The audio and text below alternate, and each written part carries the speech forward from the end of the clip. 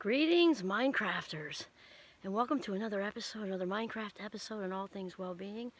My name is Kimberly Quinn, and it is my pleasure today to have a discussion on diets equal deprivation. This is why the high majority of the time, they don't work. Even when we hear somebody saying, oh, I'm on a diet, you think it would be like positive. My brain goes to that must suck, you know what I mean? And it's just because of the words, the phrasing of it, not the actual moving to a better place. It's the diet word. In fact, the rumor on the street is they might change the name of Diet Coke for a similar reason because the younger generations don't like it. Anyway, okay, so in which in the psychology world we would say a mindset of scarcity or a scarcity mindset. And here's the thing. When the brain is in a scarcity mindset, which is more than food and money, it's all kinds of things. Self-esteem and time scarcity. There's all kinds of scarcity. But the brain doesn't totally know the difference. I mean, obviously it knows it's food, but it's the scarcity thing sort of like nudges the brain, or more than a nudge, into this like all hands on deck situation. So if you've ever noticed going on a diet, and you're like, oh my gosh, I think more about food now, not having as much than I did before. Well, yeah, because the brain also really loves patterns, and so when it finds whatever it is that it's looking for, it's like, hey, notice, I just found this thought on how if we're maybe 5 pounds less from 2 weeks from now or whatever, and just keeps, so it actually self-reinforces all of the deprivation thinking. And in general, because deprivation is lack, thoughts of lack attract more lack.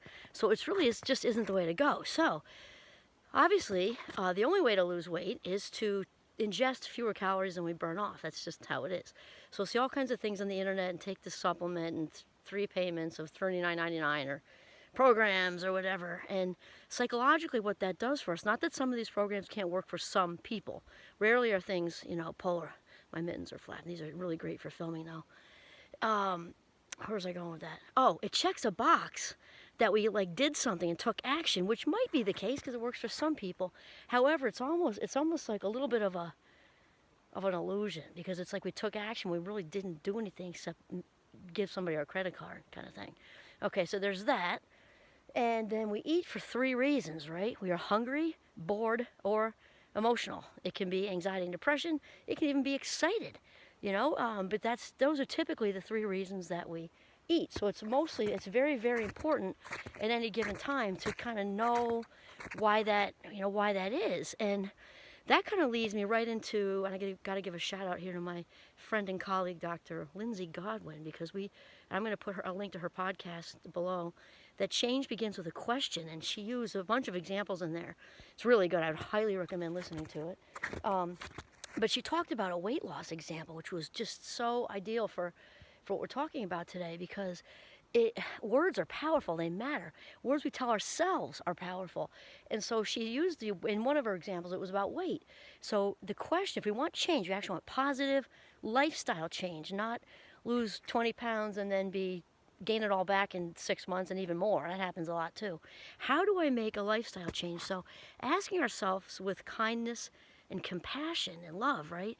How can I get into a place where I feel healthier, I feel better, and that this is much less abrasive. It's actually very compassionate than saying, how can I shed 10 pounds or 20 pounds or whatever it is? How can I get myself into a place where I'm eating healthier, feel better, know that I'm adding years to my life, kind of thing. Also, specifically for the body, it might be a question like, with a big smile on, say, how can I get to a place where I'm looking in that full-length mirror, staring at my wonderful body in her nakedness, and actually able to look, actually being able to look, not only not say something negative, but to look, go up, down like this, and go, heck yeah, okay? Heck yeah. In also relation to all of our other circumstances that we're in. Just with compassion, to be able to look in the mirror and just love what you're seeing, realizing that your legs work and your arms work and your spine is intact and you've got your eyesight and all this other stuff too. Add all that in there with the gratitude. So this is what we're saying is diets don't work for a reason, because this is just a little quick recap. I'm trying to keep these short. Diets don't work for a reason because they lead the brain to a scarcity mindset, which just isn't going to go anywhere good, right? So balance is key. Let me tell you, I'm a foodie. I love to eat. I know that about myself. I love to eat, always have. And I like to eat most things. So I mean, I'm not going to cut burgers out of my life. Am I going to eat them every day? No, because that's not healthy. But I don't, balance is good. Balance is just really the best thing. And the other thing I was going to say, and this one is just my opinion, but is, in my opinion, unless somebody has a medical reason, which is different, to not weigh yourself every day, even if it's that you lost a pound, it doesn't help you because, again, it contributes to this mindset of deprivation. Even if it's motivating for like this long, it's, well, now I got to be good. I've heard people say, right, I got to be good tomorrow. I got to be good tomorrow. Think about telling yourself that. You're already good. You're already amazing. And some people they don't look forward to tomorrow now because they know they splurged today and they have to live on rice cakes. I mean, it's just not. Our life minutes are way too valuable for that. So weighing oneself, unless you've got medical circumstances, right, in my opinion, once a week is really enough. And for women, there's water retention, blah, blah, blah, blah, blah. By the way, disclaimer, this is strictly about diet and mind and scarcity mindset, not meant for anyone who's struggling and working with and challenged with an eating disorder. That's a professional treatment situation. So, okay, so that's really it. Diets don't work because they keep us in a state of deprivation. Change is the first step. Change begins with a question. There we go. I'm going to put that link down here. Change begins with a question. The big thing is to be kind and loving and compassionate with yourself, and also realize it in a given moment why it is you're grabbing the Oreos. All right. All right. This is Kimberly Quinn signing off from the beautiful woods up here in northern Vermont. Happy New Year.